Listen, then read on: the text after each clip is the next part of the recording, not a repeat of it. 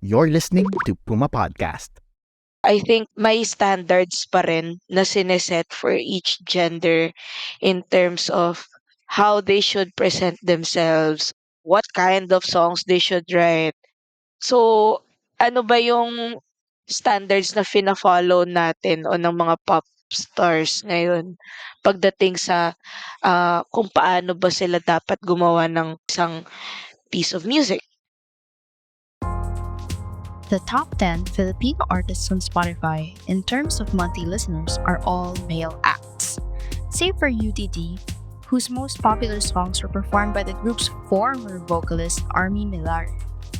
Most of these acts did not come from huge labels and started off in the independent scene. So, where are our female artists at present, and what did it take for them to reach the same level of success? I'm Kim Bernardino. I'm the vocalist of Cheeky Things. What else? Isa sa mga managers ng Sining Shelter. Yung venue sa South. Very DIY place that fosters independent artists in the music scene. Kim Bernardino has been part of the indie scene for years. But before she was performing on stage, she was just a kid discovering music at home. My dad used to be a choir singer, and then I was just influenced by that. And then, yun, parang minahal ko na rin yung music ever since then because of binibigay nila sa akin na cassettes when I was a child.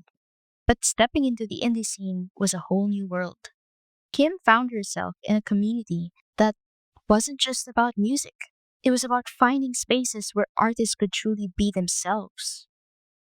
And then, but if you fast forward nung nagkaroon na ako ng malay, college talaga mas naging exposed na lang din ako sa music scene or sa independent music scene dahil naging part ako ng isang organization for musicians doon sa Ateneo called Ateneo Musicians Pool.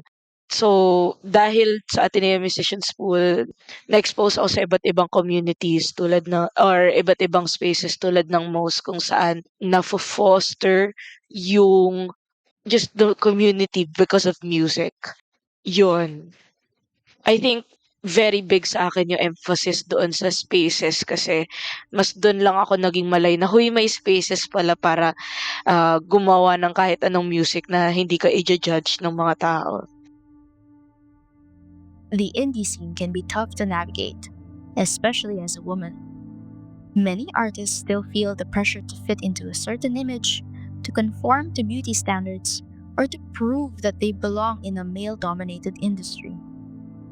You touched a bit of this na. What are some of the biggest barriers na women have to face to become successful, especially as independent musicians in the Philippines? Kailangan mong maging maganda para sumikat. I feel like we still set beauty standards to ourselves in order to become beautiful. Some people go as far to do cosmetic surgery and stuff. Pero feel ko, internalized standards ko yun sa sarili ko. In my observations, mas pansin ko na mas pinapansin yung mga bandmates ko na pogi.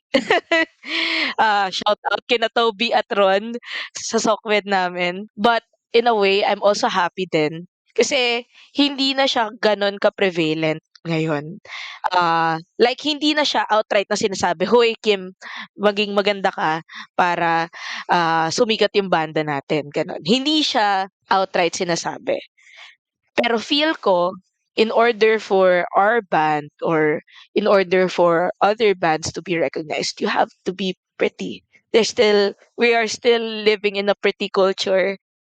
Hindi lang, oh my gosh, ngayon ko lang nare-realize na feel ko kasama yon sa capital natin as women.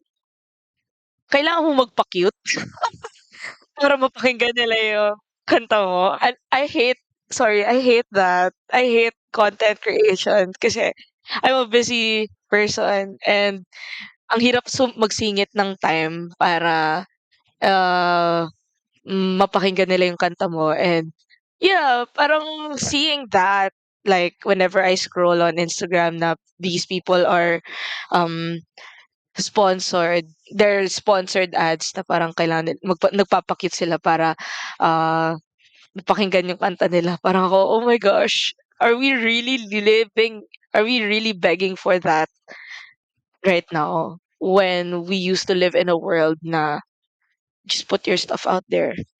Tapos, kakalat na lang siya word of mouth. But it's not all struggle. There are people actively making things better.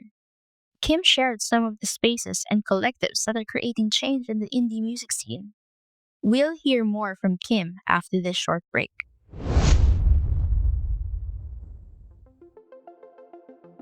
You talked about people taking care of each other and the sincerity of it all. So, are there specific spaces or collectives that actively uplift female musicians today?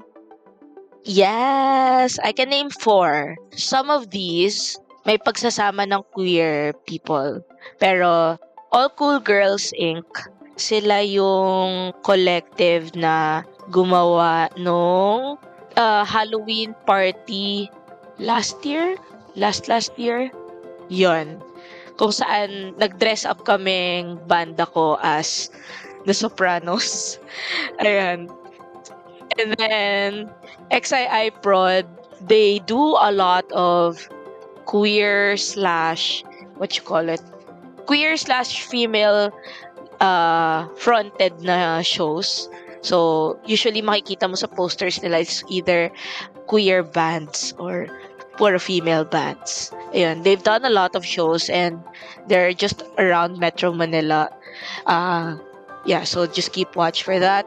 And then Eterna, Aeterna, I think they're a collective or a group of friends na female DJs and electronic musicians.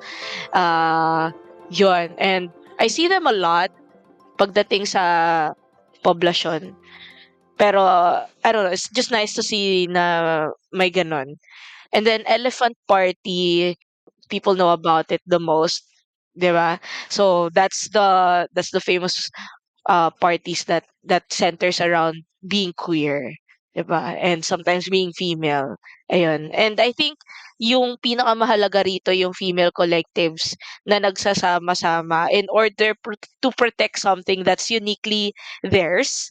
And it's magical kasi feel ko nag-iiba talaga yung vibe ng isang space kapag purong babae or queer people lang yung nag-organize, 'di ba? It's like saying na a female touch does something different, 'di ba?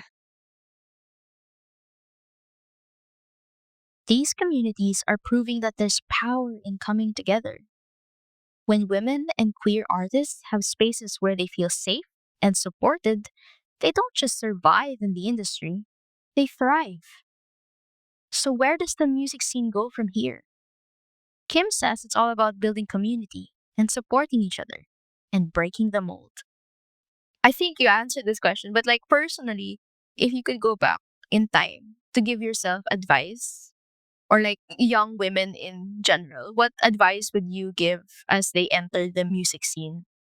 One, pumili kayo ng grupo or space na pinakagusto niyo yung advocacy or yung ipinaglalaban nila. Dahil for sure may pananinindigan ka rin naman. Ah, pero ano yung saan ka pinaka nagsa-side?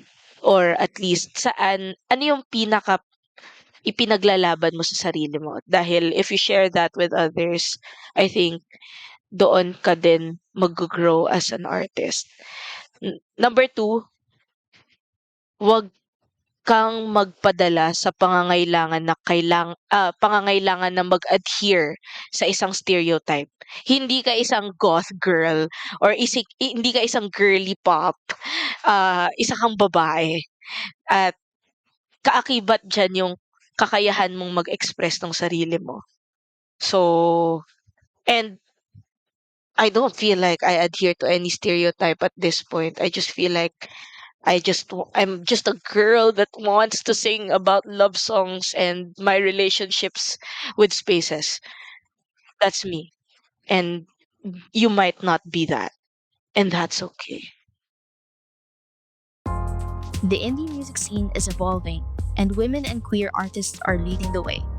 Spaces like All Cool Girls Inc., Seventh Prod, Elephant Party, and Aterna are proving that music is for everyone. No barriers, no limits.